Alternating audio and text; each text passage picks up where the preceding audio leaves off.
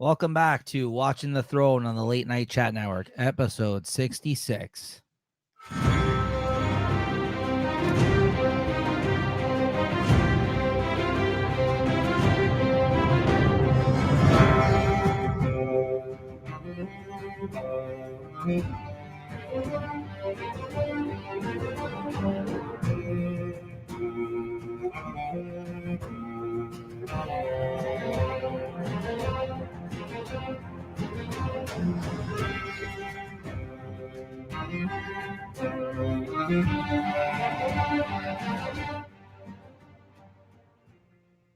All right, welcome back, everybody. Welcome back, bro. This is our Game of Thrones review overview kind of, show where we go episode by episode and do like a breakdown scene by scene and discuss them type show. I've watched the show once before. This is my first time rewatching it ever since it's originally aired, and this is JT's first time ever watching the show. And we are in the final. Poor you, I know, but thank God you've become a fan now, so we're all good. You finally understand why we enjoy this thing called Game of Thrones. Yeah, for the most part. You're just afraid to get heartbroken by the end of this show, aren't you? Suckers, yeah. You don't know what to expect, man. It's okay. You'll have House of the Dragon to lean back on. You still have hope. Which I've already seen news of other spin-offs going out of that show. I don't know if you heard about this.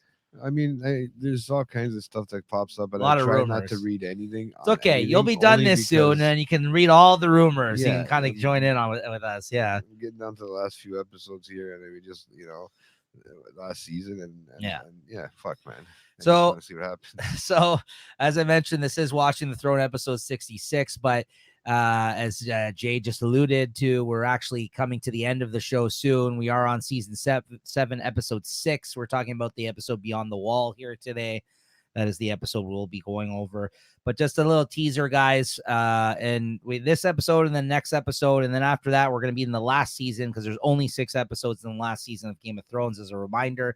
And we're going to be having a great friend of ours, super fan guest Christina, coming back, returning after a last couple of seasons, I guess, being away, that she hasn't been joining us. So she'll be joining us for the entirety of the last season if everything pans out as is planned. Nice. She intends to. So yeah, that should be the case, and she will be with us on the last season of Game of Thrones here, discussing episode by episode. And like I said last episode, who better to come and join us for that, because she did come on Late Night Chat 250 episodes ago to discuss it, roughly almost 5 years ago when the show actually did air. So it'll be interesting to hear our thoughts 5 years later on what happened during that finale. But yeah, we're gonna be talking about this episode here today. What'd you think of this, Jay? Very fucked up. Great episode. I thought this was a great episode, honestly. Another cliffhanger on another, it's. I mean, I think I might have wrote 12 pages of notes that I'm probably gonna only see some of them. It got so bad trying to get these notes in. I was trying to rush fast. I actually got a lot of notes on this too. And for scribbled, man. For anybody that ever wonders, is how sometimes the my English is not this good the way I describe scenes, guys. Like, I have a pretty good vocabulary, but it's not as good as like that I normally. Yeah, because what's happening is I pull my notes off of a website as a synopsis for every episode, and then I just add my thoughts to them, and then Jay gets to discuss it with me as well every episode. So for anybody that doesn't ever know, we're just pulling this information off the internet. Like, I specifically use this wiki of Westeros that does a pretty good job of kind of breaking down each episode, which is a fan related site. And yeah, and Jay just obsessively writes it all out while I read it off here. So I try to skip around sometimes and not read everything on here because it gets pretty descriptive. But since I am reading off of a script, that's kind of where my words come from normally, and then I'll just kind of add on to that. So that's what we've been using. We find it a bit easier to kind of go through the episodes, but it's probably expanding his vocabulary. There you go. These are big words.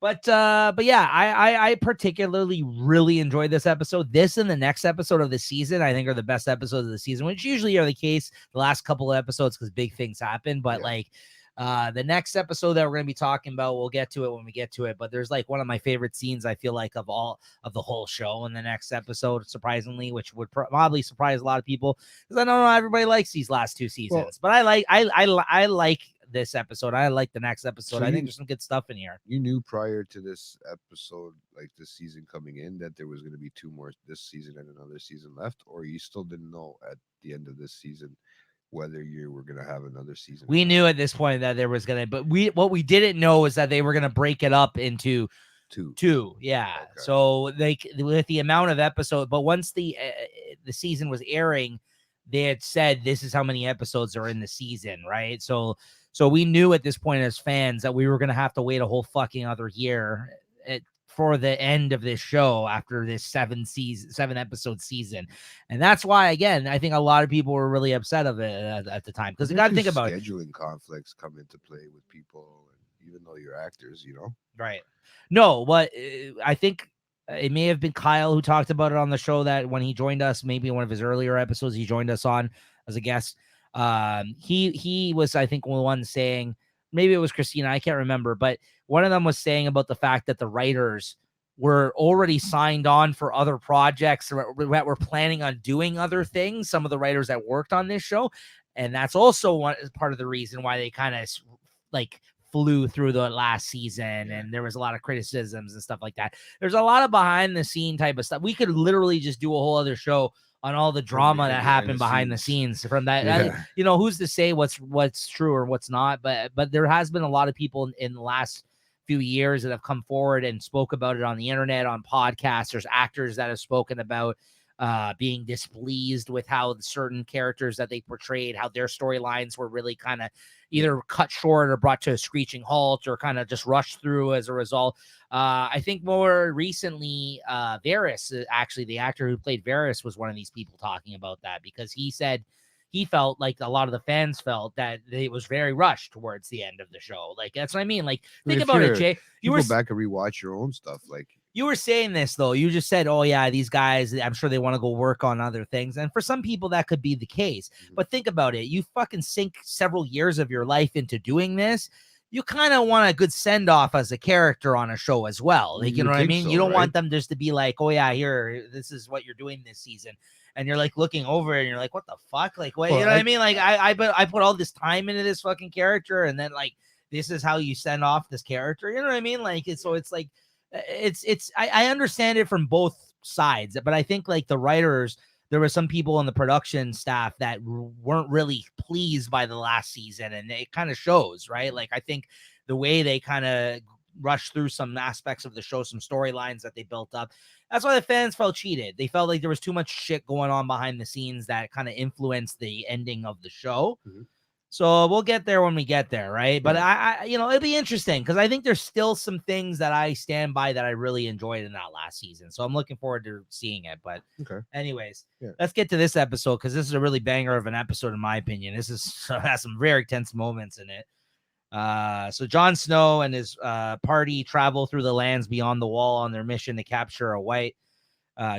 Gendry complains about the bitter colds and asks Tormund about life as a wildling. Tormund later confides with Jon about the foolhardy nature of their mission, while Jon discusses his difficult negotiations with Daenerys. Tormund points out that the pride of the Northmen may cost them too many lives, citing Mance Rayder as the wildlings and the wildlings as an example. While walking, Gendry also confronts the Brotherhood without banners about selling him off as a sacrifice to Melisandre. Sandor sneers that Gendry should be grateful that he's still alive and points out that Beric has been killed 6 times, not mentioning one of those was by Sandor himself. And you don't hear him bitching about it. Not entirely sure what to think of that particular revelation. Gendry accepts a drink from Thoris's wine. So yeah, as you mentioned, Jay, there's just a great quotes flying all over this episode and these scenes with all these guys together. There's a lot of quotes, more that I've ever noticed. The Hound just has great quotes all the time. Now you got Tormund there that's busting out great quotes as well. Like, there's a lot of great dialogue between the party in this scene. And I know we haven't really been addressing quotes as much as we probably have done in earlier episodes, guys, but there's so much to get through in each episode now that it's kind of like we can't even really go over too many of them anymore. So like but this is a great scene, seeing all these guys interact with one another and like kind of seeing that. Yeah. But you see this fuck's died 6 times. You don't hear him complaining. Why are you whinging or whatever he says to him, right? Like I love that. That's one of the ones I wrote down, but I always think that the Hound always has some of the best lines in these scenes. So Tormund's not too far behind, bro. yeah, at this point, absolutely, yeah. Well, I think it's funny because his character also evolved from his first time that we met him. He was much more serious, and then over time, he It's becomes like after Mence was gone. too. yeah, he kept getting once he actually gets to know John, you can tell like he kept getting funnier and funnier lines all of a It's sudden. almost like the right? friendship comes out, Yeah, right? yeah. While walking, John and Jorah Mormont also chat about their relationships with their fathers, Eddard Stark and Jorah Mormont, respectively. They say that their fathers were good and honorable men and did not deserve their deaths. Again, this is one of those connections of characters who actually have never met each other yet have connections that, from their end, like even from their relatives, like, you know what I mean? Like, he's like, I knew your father, I knew of your father, but we didn't know each other till now, right? Like, so they can kind of relate on certain levels without actually having ever met, right? Because they both like respected each other's fathers, even though Ned is the one that banished him from fucking from the Westeros, like I know of King's Landing, like he kicked him out, right? But there was From a the reason. North, or of the North, sorry. There was a reason, yeah. Then he knows that he was wrong in what he did, right? Now, John tells Jorah about the brutal death of Gior at the hands of the mutineers, and that Eddard was beheaded. John tries to return to Jorah his father's Valyrian sword, Longclaw, in this scene, but Jorah tells him that he is not worthy to bear his father's sword, having forfeited any claim to it when he brought shame into his house. His father gave the sword to John and gives his blessing for John and his future children to keep it. Noble dude in this scene, honestly. Like, even for like to try to give the sword back, but even more so on Jorah's part, being like, no, like I like my father would not want me to have that. Like, recognizing that he's like, no, I gave that up. Sorry. Like, I did some bad things. Like, he's like, yeah, I liked that, that he tried to give it back to him in this scene. Right. Yeah. So, really good. They had to kind of show that relationship there and where it kind of evolved from, right? Yeah. No, good scene. Good scene, I thought. Oh, another thing too, I forgot to mention at the top of this episode. 70 minutes, the longest episode I think of the show so far was this episode. I noticed there was I was gonna say something about that. I think this one was longer than the next one. Well, this I guess we found where the missing 10 minutes were from a couple of episodes back. Remember, because we talked about there was a 50-minute episode, and I'm like, what the fuck is this? These are usually an hour, right? So I guess this is where it went, because 70 minutes this episode, which I think they only had a budget for each fucking episode. Exactly. I think this officially makes this possibly the longest episode maybe of the series so far. But anyways, at Winterfell, don't quote me on that. Maybe I'm wrong. At Winterfell, Arya Stark talks to her sister Sansa Stark about borrowing Bran Stark's bow and arrow. She tells Sansa that she practiced several times until she finally hit the bullseye. Arya recalls that their father had been watching and clapped his hands in praise of her accomplishments. I've seen that happen in the first season all the way back then, guys, if you remember that. Arya reasons that their father knew that the rules were wrong, but that his daughter was in the right. Basically, that she shouldn't be the one learning that shit, right? Because she's a girl. She then confronts Sansa about her alleged role in their father's death after finding the scroll, right? Arya presents the letter that Sansa had written to their late brother Robb Stark, urging him to come and bend the knee to King Joffrey Baratheon. Sansa replies that the Queen Mother, Cersei Lannister, forced her to do it under duress. Arya counters that she was not tortured and that she saw Sansa at Ned's execution. Sansa says that Arya did nothing to stop their father's execution either, and she gives her a hard time for betraying their family, but Sansa responds that they have not only returned to Winterfell because of her, while Arya traveled the world in pursuit of her own agenda. Sansa adds that their half-brother Jon Snow was saved from defeat when Peter Baelish and the Knights of the Vale came to the rescue, and insists Arya would not have survived the torments she endured at the hands of Joffrey and Ramsay. Basically saying, like, you owe me big time for like what I've accomplished, and you basically went off and did your own fucking thing. Where were you all these times, right? She gave her some shit back here. She kind of threw it in their face. Like, give me a break. We're in Winterfell because Joffrey. of me. Sansa demands to know where Arya found the letter and chides her younger sister that Cersei would be pleased to see them fighting, but Arya is still bitter towards Sansa. She realizes that while Jon would understand the difficult circumstances Sansa was under when she wrote the letter, Sansa is afraid the Northern Lords will discover it and turn on her, including Lyanna Mormont. Arya adds that Lyanna is younger than is younger than Sansa was when she wrote the letter, but argues Lyanna wouldn't agree with Sansa's defense that she was a child at the time. While recognizing that Sansa wrote the letter out of fear, a bitter Arya asks that she prefers to embrace anger over fear. Mhm. So these two really going out of here. They're really fucking Yeah. pissed off at each other, but that's kind of like a whole family sister dynamic there, I guess, as well, right? Yeah, it's not little Arya anymore either, too. That's right. They're like standing face to face. And there's big stakes at play here, and they are in positions of power, these guys, right? So like it's not like it means nothing anymore what she's like, what they're bitching about, right? Yeah, So exactly. later Sandor and Tormund trade jabs about sex. Sandor takes offense when Tormund asks about how he burnt his face. Tormund then confides in him about his infatuation for Brienne of Tarth, this is an awesome scene because, you know, as Jay alluded to last episode, like how when these two get to talking about it. Of course, we know the history that Brienne had with the Hound. She almost killed him in their fight the last time when she thought Arya was in trouble. So he's like, you know her? And she's like, oh yeah, I love her. Like he's like infatuated with her though. Who is nearly as tall as Sandor. He jokes about having monstrous babies with her to Sandor's utter bewilderment. He's just shocked that he's like, you know her? Like, how do you know her? Yeah, you know, he's like, oh yeah, fucking monstrous babies. Oh man! In this episode, he becomes. I think this is where he officially became one of everyone's favorite characters. Right? What he said. Yeah. And JT's favorite character. Yes, didn't he just ask the wall too how he got burned? I just said mountain, that. Sorry, yeah, right. The Hound. Yeah. I always said the mountain fighting the Hound and the mountain. Beric and Jon talk about Ned Stark and how they have both been resurrected by worshippers of the Lord of the Light. Beric tells Jon that he is fighting for life because death is the first and last enemy. It is inevitable, but it is human nature to fight for it as long as you can. He warns Jon that they have to work together to fight death and defend those who cannot defend themselves. Jon reflects on his Night's Watch oath about being the shield that guards the realms of men and agrees. Sandor sees the mountain from his vision lying ahead and steers the group in that direction. Yeah, so, you know, like it's interesting how these guys feel like they're on a path. The Brothers Without Banners, like the Brotherhood Without Banners, like about, you know, this Lord of the Light shit and everything. They feel like they're predestined to like kind of do all this shit, right? That they're there for a reason. Yeah. Which, as the show goes on, like you tend to learn that is the case for some characters, right? Yeah. So it's kind of interesting in that sense. At Dragonstone, Queen Daenerys Targaryen and her hand Tyrion chat in the chamber of the Painted Table. Daenerys tells Tyrion that she appreciates the fact that he is not a hero because they have a tendency of risking their lives to do dangerous things.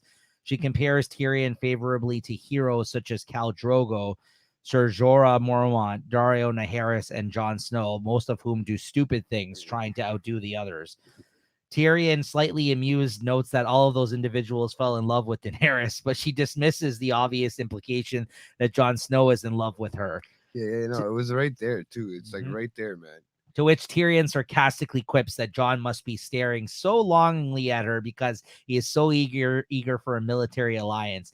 Daenerys remarks that Jon is too little for her taste, but immediately apologizes when she realizes she's accidentally insulted Tyrion's height. Daenerys also recognizes that Tyrion is no coward. The two then turn their attention to the topic of their impending meeting with Queen Cersei in King's Landing. Tyrion admits that Cersei cannot be trusted and could be setting a trap for them, but that Daenerys will have the Unsullied, the Dothraki, and her dragons at hand if anyone tries to harm her. King's Landing will be leveled in response. Let me ask you something here. And I didn't really maybe realize it in the moment rewatching this scene, but more so maybe reading out this scene. And because of something that happens in the next episode, which we can't get into here. But this was a theory of other fans at the time, but I never really saw it, I guess. Do you think that Tyrion's in love with Daenerys? Well, I can kind of, maybe if he was another 2 feet taller. Right. Yeah, it might have. No, but I'm not saying I don't think that's the reason why she's, but I mean, maybe then, I don't know. I could see something like he's thinking, because he's always. I'm not saying do you think he can get with her? I'm saying do you think he's in love with her? He's always hinted too that he wants to, in that sense, that if she dies, what's gonna happen, Right. He's always hinted that. So I find that like he worries about her because he is her like right hand. Sorry. Yeah. But that's what I mean. I don't know if that's just his dedication to her or if he actually is in love with her, right? Yeah. Because there is a scene that ends out the next episode, which kind of a lot of people read into it as thinking that that was the case. And I got to tell you, I never thought that was the case personally. But Well- I know, I think other people did think that he was in love with her. I mean, I don't know. I don't know if it's a love thing. I don't. You know, he's always got. They always show a scene, or they always. But there's show a something where difference he's looking at her. of adoration, like being disrespecting Yeah. someone so much that you love them. But then there's also like you're in love with them, But right? see, I don't understand Because he's Jorah is in looking- love with her, Yeah, right? Like, but the way he looks at it is like, why are you taking my suggestions in a sense too? So I don't know. I don't know whether that's love or not love. You know what I mean? Like, right. he sometimes it might be just because she's not listening to him that he gives those kind of looks. Right. You know, I don't know. I don't know yet, man. I'm Yeah. waiting to see Yeah. where this is out. Like there's still a whole 60 episodes after this. No, but when I asked you this just a moment ago, it Mm. seems like you were pretty convinced you think that he is. I the looks that he gives her, Yeah. yeah, it could be. Okay. Daenerys wonders whether, given that Cersei will almost certainly be attempting to double cross them, that they should be planning something similar. Tyrion is firmly against any deceit, counseling Daenerys that while she needs a healthy degree of fear to instill respect, she cannot rule through fear alone. As leaders who rule through fear alone, like Cersei, Tywin, and Joffrey, are hated by their people and forever vulnerable to being overthrown. Tyrion reminds Daenerys about her vision of creating a new society by breaking the wheel rather than merely imitating prior rulers like Aegon, and cautions her about her temper and impulsiveness, citing the fiery executions of Lord Randall Tarly and his son Dickon. Daenerys asserts that such an action was necessary, but Tyrion still believes that she should have attempted more merciful means of dealing with the problem the Tarlys posed, or at least left them alive long enough to consider her other options rather than having them summarily executed. As Daenerys becomes increasingly agitated in the face of Tyrion's blunt, reasonable remarks, he reassures Daenerys that he supports her vision and ideals. Tyrion also proposes that Daenerys consider a succession plan in the event of a disaster, given that by her own admission, she believes she is incapable of bearing children. She refuses to consider this plan until she has donned the crown, also coldly blaming Tyrion's policy of caution for causing her the loss of Highgarden, Ellaria Sand, and Yara Greyjoy. I really respect Tyrion for standing his ground in this moment and telling her what he really thinks about this situation, not being a yes man like she had requested, right? Well, I Like, mean, I mean, he but has to still, be. like He's smart, right? Yeah, I mean, he's been known, he's been proven, and there's a reason why she picked him too, right? Yeah. So I don't think she's just gonna brush that off. I'm just saying weaker men would just be like, go along with whatever and not say anything in fear that she would retaliate Yeah. against them, right? Yeah. No, So really cool. While trudging through a snowstorm, Jon and his party sight a massive snow bear with blue eyes approaching them. Pretty crazy. more graphics. Yeah, It's crazy. the snow bear turns out to have been resurrected by a White Walker. The monstrous creature mauls and kills 3 of their company, some no-name people that we don't know here. Beric and Thoros managed to set the snow bear alight with his flaming sword, which is fucking I sick. need a flaming Yeah, sword. that's sick. That's a sick weapon, I gotta say. We've seen him with it before, Yeah, but just like that. it's pretty sick. Like how he lights it, like yeah, that's pretty sick. What's he later with? Well, magic. He's the Lord of Light. Yeah. No, they're from no.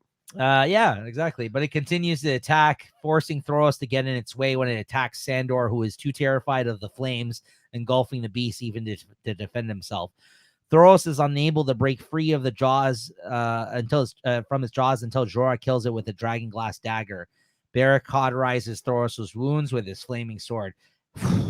I mean, he had no other choice, but he got fucked up in this moment, right? But like that's You see the fucking. what they had to do back in the day. That's how you cauterize wounds, bro. Like that's right. That's the sickest thing he could have used was that sword. He just lit it up and like put it on his wound, on his chest. He got fucked up by that bear though, right? Like that badly. Did you see the Hound's face though with the fire, bro? Every Scared. time he Yeah. strips out, bro. I know. Still, even with his control, like on the sword, Yeah. He's it's just Frankenstein's something that- monster. it's just something that like It's like fucking- him and Frankenstein's monster. Fuck. He was afraid of fire too in those movies. Later, Why? I don't know. He was just Frankenstein was afraid of fire for whatever reason. Like because when all the town people and stuff chase him, he was afraid of fire too. I believe, if I'm not mistaken. Yeah. So there you go. It's kind of interesting. I'm 'Cause wondering. he's such a big guy. I wonder if character. George R. R. Martin is what his intentions were of this character is that he wanted to do something like that. Similarity, yeah. Because like Frankenstein actually was a nice, like he's Nice misunderstood. person. Yeah. Oh, okay. He's a okay. monster, Yeah. but like he never meant harm. Like Yeah. it was the townspeople's Yeah. freaking out that made him into a monster. Yeah, Like it yeah, made yeah. him It retaliate made people against. think of that big ogre fucking Yeah, type guy. you've never seen the original black and white No, Frankenstein? no. Oh, okay, that's a classic. I mean, that's the kind of what it What's is. his name? What's his face? Who? The guy who died. Not the. You're talking about the cartoon or the real life one? No, the black and white Universal Yeah, Monsters. What the fuck's his name, man? Boris Karloff was, I think, Dracula, and I think Why he am I was forgetting his name? But Frankenstein's. the guy who played Frankenstein. Yeah. Yeah, well, we're not here to talk about that I know, movie. but you just so. made me think of it because of the Hound. So Well, Boris Karloff, was he the werewolf and Dracula? Which one was he? I don't know. He wasn't Dracula. Look it up while we're talking here. Now I Yeah. need to know. I forgot his fucking name. But later, Sansa asked Peter Baelish about where Arya got the letter from, unaware that Baelish orchestrated the entire incident. Sansa tells Peter that she is commanding 20,000 men who answer to Jon, but not to her. Peter tells Sansa that the men will trust her because she can rule. Sansa does not trust the loyalty of the Northern Lords, citing their history of switching sides. She counters that the discovery of the letter will turn her lords and men against her. Sansa confides in Peter about her strained relations with Arya.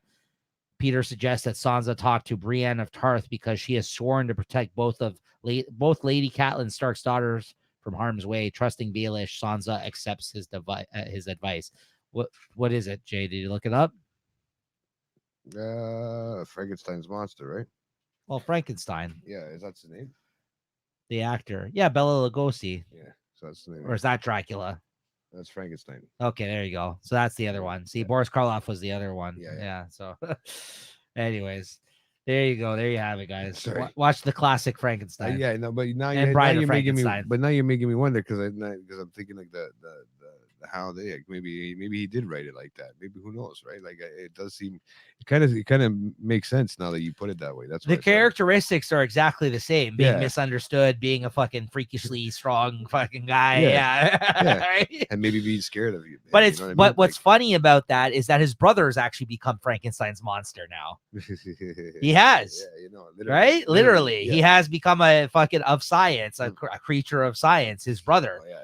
That must be what he is going for there, I think eh? you hit it on the day. Yeah. I'm pretty sure. Now you got me really going. Because there's some mad science shit going on here. Yeah. Yeah. I'm gonna have to check some fucking things one day. Jorah asked the wounded Thoros about his experience charging with the flaming sword during the siege of Pike and commends his old comrade for his drunken bravery. While navigating through the mountain, they see a White Walker leading a column of other undead marching through the canyon below. The ranging party plants a fire and then ambushes them when the White Walker stops to investigate. Jon manages to kill the White Walker with Longclaw, causing most of them associated with it to disintegrate, while the rest of the group manages to capture the only unaffected White. The creature unexpectedly screeches for help. Sandor slaps his gloved hand over its mouth, but it wrenches its face away when its mouth skin tears off into the glove. Fucking coolest too, man. Yeah. To Sandor and Jorah's disgust, as Jorah pulls out a bag from his jacket and secures it over its head, Sandor and Tormund bind the creature with a coil of rope. In the middle of this, they realize their captive's howls have drawn the attention of a massive host of undead now heading their way. Jesus Christ. You know what's crazy? Because like when you killed the one, a bunch of them crumbled. Mm-hmm. Right, so I keep my eye on that because that's the first time I think I've seen that really happen. No, yeah, and it's kind of like that one that they had, and it's kind of and like the fact that it actually can call out like a call to the undead army is fucking like crazy. That hit that made his fucking jaw go like this. Maybe said, "Oh wait, they're over there now." Yeah, like the fact that we're now learning that they actually have some sense, even though they're fucking undead. Like it's kind of like a hive mind. Like they all are connected. They work together. You know what I mean? Yeah, it's kind of interesting in that sense. You can see who the main ones are. Right? Yeah, and we don't even know if they talk. I haven't even seen that. That's kind of cool though, how he was able to call out to the rest of them, and then they drew their attention to them. Right? That's pretty fucking crazy. I mean, we're learning more and more about how fucking powerful these guys are. Like at first, it seemed like maybe they weren't. You know, they're a threat, but now you've seen that they're semi-intelligent as well, right? And and you can do all kinds of things that we're still learning about, right? It's kind of crazy. Like in that, I like how they didn't show their full hand yet. Like they Yeah. were still learning things about these Yeah. guys, right? I'm still wondering, like, if you kill them, can they still come back to being undead? I'm tripping out. Like I'm how that works, right? Like We'll find out. I have to see how this next season goes. Thoros in this scene though, not looking so hot, honestly. After this bear attack, Oh, not bro, he's looking so rough, hot, bro. Yeah. I didn't even think he was gonna make the bear attack I- until they gave us some alcohol and burned those Well, fucking things. I like right? when they draw and he's talking about him being in that fight back in the day, like how they know each other, and he's like, "Oh no, I'm not that good. I was just drunk." Like, he basically says, he's like, "Yeah, I was just drunk in that battle." It's like, how the hell did you do that back then in that battle? Like, you know what I mean? Like he's like, you know, he admires like like what he did in that fight, and he's just like. He's like, yeah, no, I was just wasted. I don't remember. You know what I mean? Like, he basically like commending his bravery of what he did, and he's just like, he just excused it. He's like, yeah, no, that's It's yeah. As the seat, as he was probably drunk, bro. As the noise of the horde approaches, John sends Gendry over his protest. That was so funny. Back to Eastwatch by the Sea to bring news to Daenerys as he's the fastest. He gives his warhammer to Tormund, who hands it to Sandor, who has the white slung over his shoulder. They pursue the group over a lake of weak ice as they flee toward a large stone island jutting out in the middle. One of the party trips and falls behind. A few of the horde tackles him. The combined weight breaks the ice, and then they end up falling through. This causes a chain reaction of breaking ice all around the rock until the horde slows to a stop to avoid the water. Then they're just basically fucking stuck over there. This is scary as hell. This will be the worst fucking position to be in that they got themselves into, eh? Like, thank God for Gendry like running away, because he's true. They're like, can't swim. They're like, yeah, they're like, listen, this guy's injured. We're fucking old. Like, get the fuck out of here and warn somebody because we're gonna die out here. Yeah. And they got the guy in the bag now. Like, they got what they came for, but then they're stuck out there. Stuck on a rock now. Scary fucking scene, man. I would be shitting my fucking pants if I was them in this scene, right? Like, and then they just get those aerial shots so you can see they're in this one little thing. Crazy, yeah. Thank God they don't know how to swim.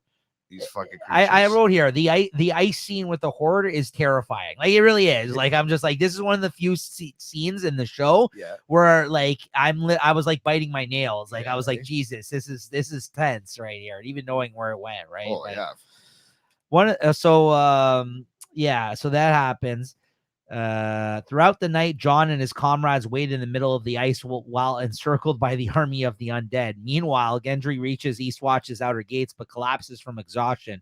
Davos and several guards attend to him. When Davos asks what happened, he tells him to prepare a raven. Davos orders to bring the maester. Okay, this scene is nuts. Okay, in the morning, Jon and his company awake to find that Thoros has died overnight from his wounds, which kind of sucks. I mean, like, you know, that's and he was the guy. The way of the world, bro. He was the guy that was able to fucking resurrect the other dude there, Beric. Though now he can do it to himself, though. No, so now that he's dead, he's on his last life, which they recognize in this scene. Because he didn't come. Yeah, he didn't. Yeah. Because he's dead now. So now there's no way that he can actually they had to burn him. So once he's dead, they had to burn him so he didn't become a White Walker. Now Buddy's on his last life. He dies, that's it. Lights out. Like he was the guy, he was the shot, like he's basically the dude that knows the Lord of the Light shit. Like he's the witch or whatever, like kind of situation, right? So he can't he's the priest. Yeah. He can't do anything now. If he dies, that's it, right? So that sucks. So that's the realizing that too, right? Well, what's her name? Can't she bring fucking people back to life? Where is she right now, though? I have no idea. There you go. Beric and Sandor pay their last respects, with the former praying for the Lord of the Light to guard them, as the latter assures him freezing to death is said to be one of the better ways to die. At Jon's insistence, they burn the body with Beric's flaming sword, so Thoros can't be reanimated. The undead watch while their captive struggles under its hood and restraints. Jorah proposes killing him, but Jon counters that they need to keep it as evidence. Beric suggests that Jon killed the Night King, who has just arrived on horseback, given that they've seen killing a walker destroyed the rest of them that it controlled. Yeah. But how the fuck do you get to him? Sorry. Yeah. He's always in the band. He's always guarded.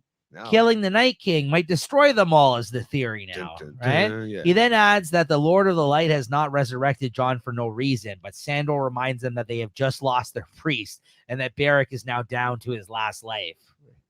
So this is crazy how that all worked out. And honestly, also terrifying waking up to this situation for them. Like the fact that they woke up Yeah. after the nightfall to like see them literally within reach still, Yeah. although they can't walk over there because the ice will break, right? Yeah. So anyways, They're still standing there. It's Yeah. like they haven't even moved. yeah, it's scary. It It's is. fucking scary, man. Could yeah. you imagine? And they're No, still making noises, and they're can't. still just That's what I it's mean. like a They're bunch of watching dead them people, from man. halfway Oh across the my- way. The following morning, back in where are we? Fucking Sansa. yeah, with Sansa Sansa. here. Sansa, Winterfell. The following morning, Maester Wolken informs Sansa that they have received a letter from Queen Cersei. Sansa meets with Brienne, who advises her not to leave Winterfell. Instead, Sansa decides to send Brienne as her representative since she could reason with Jaime Lannister. Brienne warns that it is too dangerous for her to leave Sansa alone at Winterfell with Peter. Sansa insists that her guards and men are loyal to her, but Brienne warns that Peter might be bribing them behind her back. Brienne offers to leave her squire Podrick Payne, whose swordsmanship now has improved, but Sansa insists that she can take care of herself. She's Arya, not safe to be with Baelish. She says it. Arya, though, taking her new Lady of Winterfell assignment to heart here, becomes a huge bitch in these scenes. Well, I'm kinda, just starting like, to say, like, yeah, she's like come matured. on, Yeah, yeah, but she's kind of also a bitch. Like, she's not very well liked at this point by most fans. I will say that. I would think so for sure. These few couple of scenes that I've seen so far, right? Because she's starting to become, somewhat of a badass, but also talking back like she's king shit, right? But we still haven't seen her do anything except get slapped from the last scenes. Right. You know what I mean? So we have to still see what she's Right. capable of, right? Right. So after receiving Gendry's message from Eastwatch, Tyrion implores Queen Daenerys, who has donned a cold weather version of her Targaryen clothes, not to leave for the north because it is too risky, insisting that Jon and his companions knew the risks of their mission, and if Daenerys dies beyond the wall, everything they've done will be for nothing. It's not wrong. Daenerys counters that he told her to do nothing before, and she lost. Dissatisfied with his advice, Daenerys leaves with all 3 dragons to the lands beyond the wall to aid Jon Snow and his ranging party. I mean, first off, brave of Daenerys to decide to go help in this moment, but that was probably because she's starting to like Jon Snow. Let's be honest. I think if she didn't start to like Jon Snow, do you think she would have went out in this moment? I don't think so either. No. All right. I don't think so. And unfortunately, bringing all 3 of the dragons does doesn't do well for her. No, so we'll get to that. But yeah, that's still Bored, Sandor hurls 2 rocks at one of the undead minions, knocking its jaw off. This fucking guy. The second, however, skids across the ice, and both the party and the undead quickly realize that the ice, which has hardened overnight, is strong enough to support their weight now. And in ever increasing numbers, the horde attacks the group's position. Oh man. Yeah, what a huge mistake on his part. What the fuck did you do, bro? He's like, you dumb cunt. He throws the rock and knocks. He's so pleased with himself because it's a really fucking sick throw. Yeah. And then after he notices the second one, he's like, oh, fuck. Yeah. And then when that happens, even the rest of the party, they're like, holy shit. They're like, no, right? And even the thing was smart enough to realize that, though, as he sees. That's what I was wondering. I was like, how the fuck did it Buddy realize? without a jaw is just looking at it, and he's like, like, right? When he sees that it didn't break, right? And like, that's the whole reason they didn't walk, right? They send a couple out, just check it out, and then they all start going. That's it, man. This fight was fucking crazy, man. And honestly, the anime, the graphics were pretty decent. That's what I mean. That's why I feel this like is their whole budget this season. Yeah, this one. Yeah, that's what I mean. I feel like that's why they've gotten shorter. Yeah, honestly, sick fucking fight though. So yeah, they attack them. Sandor holds them back with Gendry's hammer, while Jon and the other members of the ranging party join in, wielding weapons of fire, dragon glass, or Valyrian steel, which are all useful against these guys. So at least they have that going for them. Beric manages to set several of them alight with his flaming sword. The ranging party hack and slash at the whites of their blades, but are unable to stem the tide. With the group overwhelmed, Jon orders them to fall back to the highest part of the island. Tormund is overwhelmed by several of them and is nearly dragged under the ice, but is saved by Sandor, who drags him back onto the island. The group continues fighting against them. One of the wildlings falls off a ledge and is ripped apart by the creatures, who begin to scramble up the ledge towards the living. Did you see that, man? How Yeah. he just, poor guy was fighting too, and Yeah. he just loses his balance, man. Fuck.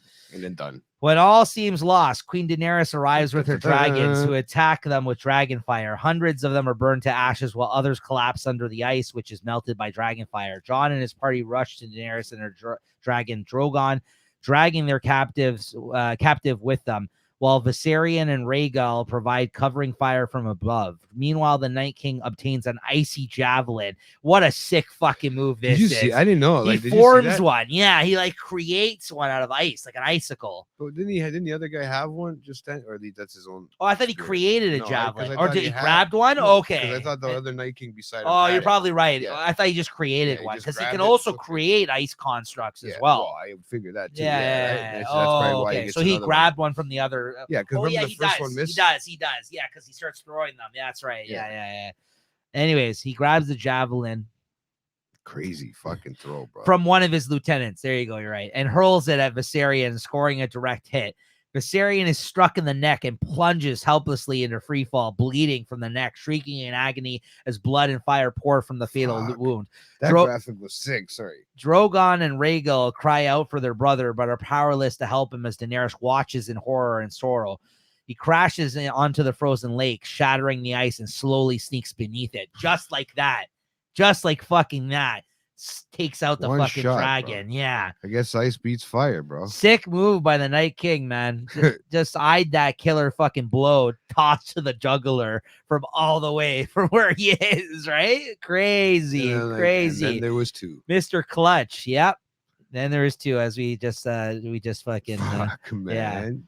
As the Night King readies another spear, Jon hollers at Daenerys and the company to leave with her remaining dragons before being dragged under the ice by two of the undead here. Daenerys and the survivors of Jon's ranging expedition flee with Drogon and Rhaegal before the Night King can kill them. He hurls the second javelin, but Drogon narrowly dodges it. With the dragons gone, the Night King and his army leave the scene. Were you scared for the other dragons at this point of this Well, scene? you know or what? what? It kind of all is John's fault, really, if you think about it, because he has to fucking play fucking hero like he's a superhero. Instead of running towards the dragon to jump on, he's fucking going the other way. So you blame Oh, Jon. Oh, like he was trying to show off, man. It looked like he was trying, like, what do you got to show off for? Just Right. whip it out for her. Yeah, good point. At that point, like he's like everybody's on there You're yelling right. for him. You're and, right. and he's playing. All of a sudden, Yeah. he's playing superhero. Yeah, Where were you Good before? point. Good point. Jon is quickly spotted and pursued by a large horde. Before they can finish the king in the north, his long lost. This is bullshit. This is again for the second fucking time. This guy comes out of nowhere and saves the fucking Yeah. day. This is kind of bullshit. Yeah, Where the fuck did he come from? That's what I'd like to know, bro. second time too. 'Cause Yes. remember he helped Bran. What Remember- the fuck remember- is his character? It's He's just his uncle? uncle. That's it. He It's was gonna the- be me, bro. I'm gonna So, come and save my nephew. he was the one originally at the start of the fucking show. Yeah. They thought was dead. That Yeah. was part of the Night's Watch that got lost. Yeah. and it looks like he was dead, like he's been resurrected or something, right? Like, so I don't know, like that's because it maybe not, but he looks fucked up. Like Yeah. he's been through a lot, this guy. But then, Apparently. literally from that point in time, we've seen him twice. Yeah. The other time he saved fucking Braun from getting killed. Yeah, Remember, yeah. like he almost got killed by them. The night Yeah, when Night they were in King. the forest there, right? right comes out of nowhere, Yeah, saves him. yeah. Again, same thing. Yeah. And then this time out of nowhere, out of fucking nowhere. All This of a is sudden I see a fire thing going. I remember watching this scene, and yes, I was fucking super surprised, as were most people, by this happening. Yeah. But he's one of these characters who literally they just use for these purposes. Like his purpose has just been like saving these guys. Yeah. And yeah, maybe he knows that there's a bigger picture to everything that they're doing, because he knows about the Night King and everything like Yeah. that. He was one of the only people that knew about it because he used to be with the Night Watch and everything Yeah. like that. But like Yeah, I just think it's bullshit. Like, what, like really, like. So what? All it was so they can put him on a horse. He slaps him on the fucking horse, and then it looks like he leaves himself to die. Like he's not gonna. That's what I said. I even wrote. I But go, we "You don't guys see ends it. up dead. But I we know, don't but see we it. don't see. But we don't see it. No, well, you seen him get attacked. Well, it looks like he was fucked. Let's just say that. Like Yeah, he's but getting bro, that swarmed. was like, Bro, yeah. this guy, he's just swinging the fucking javelin Yeah. around, which is a sick fucking weapon. Don't get me wrong. Not javelin. Like What the a fuck was it? ball and chain, like You look like a the Ash Wednesday thing. mace, like a mace. You know, like Fucking they do it. yeah, Ash Wednesday. Yeah, I know what you're talking. Oh man, but yeah. So, anyways, a flail. That's what it's Because called. I even wrote, what the fuck is he doing? His Like, where did he long come from? lost uncle Benjamin Stark appears on horseback with his flaming flail. Benjamin tells John to flee on his horse while he stays behind to buy time for John to escape. While riding away on horseback, John watches his uncle being overwhelmed by the dead behind him. Yeah. Like, I like the way you said that. Flaming flail. Flail. Flaming that's what it's flail. called. Flail. But Yeah. You did a tongue twister. Knights. You did 4 F's. Yeah. F's And there. like, so I wrote down here, yeah, Benjamin once again to the rescue out of nowhere. Yeah. I was shocked the first time I seen this. And then also, why didn't he just join him on the fucking horse? There wasn't room for 2 fucking people. There's no time. Yes, there is. Jump on the fucking horse, man. What the fuck is that, right? Like that's sorry, nitpicks, but like that's really fucking. Well, I mean, maybe the stupid. the horse can't handle the weight of both of them. Maybe not with that fucking flail that this guy's got. Maybe like come on, man. Like, you know, I get it. just a waste. Just Yeah. a waste. Like, yes, he saved John, who is much much more important, I guess, at this point in time. But like, come on. That I want an uncle like this guy though. This guy comes out of nowhere and just saves you. You know what I mean? Every time. At Eastwatch, Sandor carries the struggling White into a boat, whatever you say it. Tormund and Beric tell him they will meet again, but Sandor retorts he hopes not. Well, you know, before when it just fell in the water quickly there, right? Yeah. You know, did you notice how when he came up perfectly right where his sword was? Who? John there in that little. Oh, section. yeah. It was like that doesn't normally happen. Daenerys sends Drogon and Rhaegal to scour the surrounding mountains for Jon. Jorah tells Daenerys that it is time to leave, but she insists on waiting a bit longer. Before she can leave, they hear a horn blowing, signaling a rider approaching. Looking down from the battlements, Daenerys sees a wounded Jon Snow approaching on horseback. Aboard their ship, Davos and Gendry remove the frozen stiff garments and tend to Jon Snow, who has suffered severe hypothermia and several minor injuries because he's just going through the cold on the horse. Yeah. Daenerys also notes that the massive scars on his chest from his previous fatal wounds. She looked excited when she checked his abs out. Of course. I just wrote that down. I was like, look at her, look at him. It's fucking Jon Snow, of Yeah, course. like fuck. Even his hair looked nice and neat still. Following the events of the Wait Hunt, Sansa enters Arya's quarters and opens a leather case containing several faces. This is where we actually see the faces now. Finally, yeah. Those fucking faces. Including the literally late Walder Frey's face. Arya catches her sister pilfering through her personal effects. When Sansa tells Arya that her men are loyal to her, Arya mockingly retorts that they are not here. Arya tells Sansa that she obtained the faces from the faceless men of Braavos and admits she spent time training to be a faceless man. She forces Sansa to play the lying game and begins by asking if she thinks that Jon is the rightful king. Sansa demands that Arya tell her what the faces are. Okay, it would be fucking freaky just to find a bunch of random faces in your sister's box. And that's supposed to be real skin too, right? Like, I mean, like that's not rubber. They didn't have plastic back then. I do not blame her one fucking second here, like for acting the way she did. She's like, "What are the fuck are all these faces?" And like, I love how these guys say things like it's so matter of fact, like they knew what they know what they're talking about. Oh yeah, I was becoming a faceless man. What the fuck do you mean? Like, yeah. She expects like everybody to know, but no, but that's the thing. It's like it would be freaky to find a bunch of random faces in your siblings' back. Oh, bro. Arya replies that they always wanted to pretend to be other people. Sansa wanted to be a queen, while Arya herself wanted to be a knight. In the end, neither of them got what they wanted. Arya says that the faces allow her to become someone else and toys with the idea of assuming Sansa's face and status. Yeah, Arya approaches Sansa with her dagger and muses as a possibility of becoming the Lady of Winterfell. However, Arya relents and leaves a disturbed Sansa alone with the dagger. Okay, what the fuck is going on with this shit at this point in time, right? Bro, they're playing games, man. They're playing head games, these guys, these two.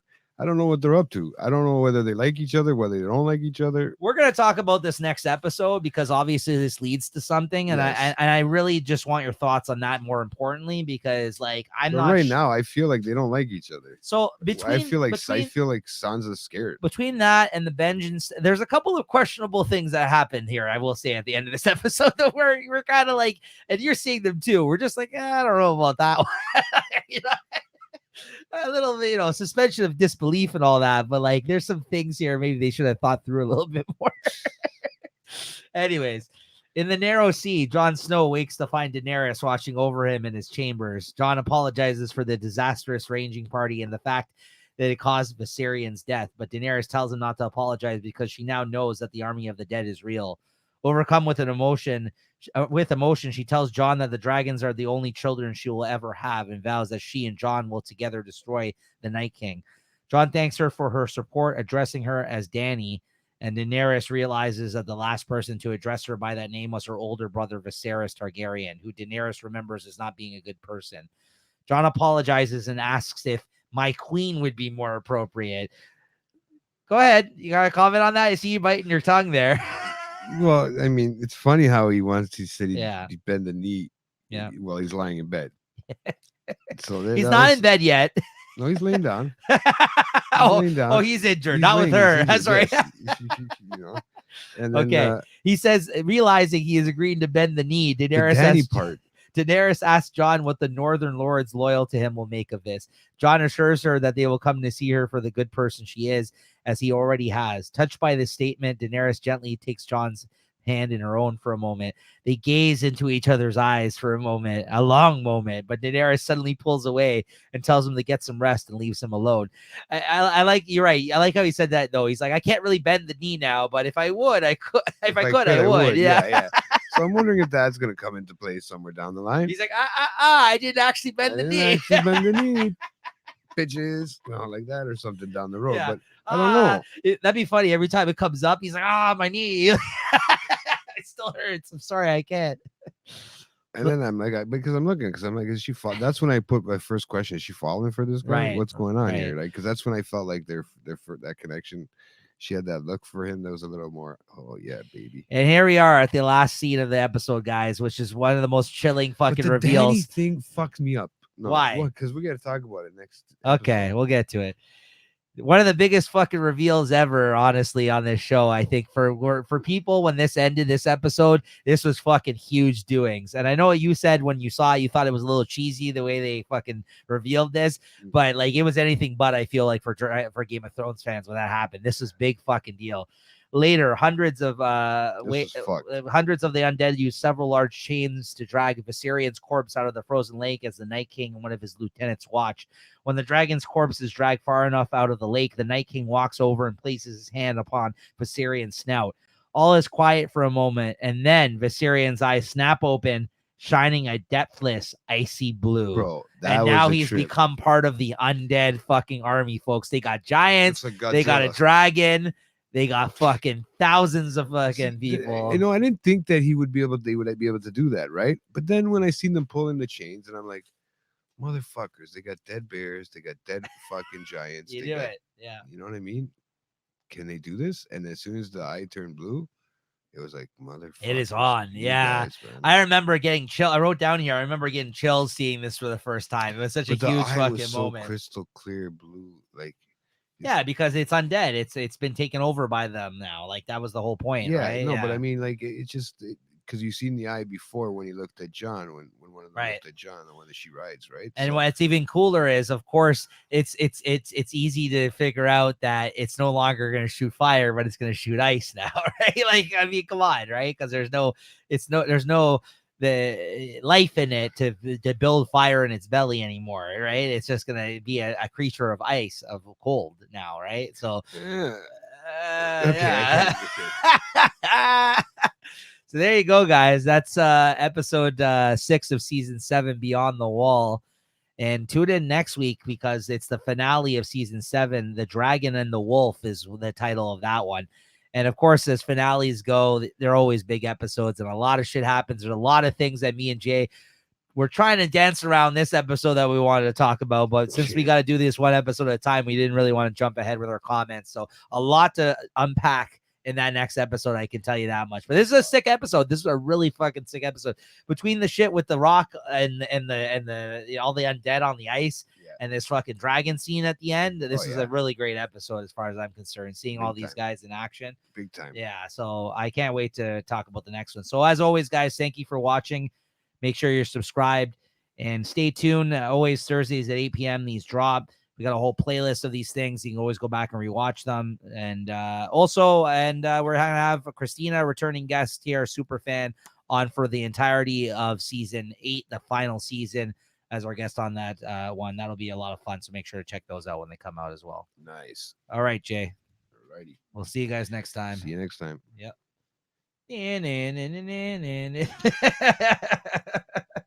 Where's that pesky music? Yeah, there we go. Fucking